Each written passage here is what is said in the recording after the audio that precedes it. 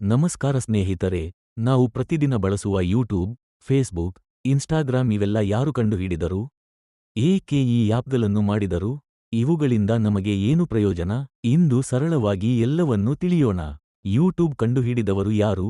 2005ರಲ್ಲಿ Chad ಹರ್ಲಿ, Steve ಚೆನ್, ಜಾವೇಡ್ Karim. YouTube ಏಕೆ ಹುಟ್ಟಿತು?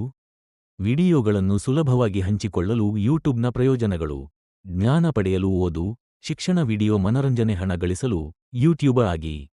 Instagram ಕಂಡುಹಿಡಿದವರು ಯಾರು? 2010ರಲ್ಲಿ ಕೆವಿನ್ ಸಿಸ್ಟ್ರಮ್ ಮತ್ತು ಮೈಕ್ ಕ್ರಿಗರ್. ಇನ್ಸ್ಟಾಗ್ರಾಮ್ ಏಕೆ ಹುಟ್ಟಿತು?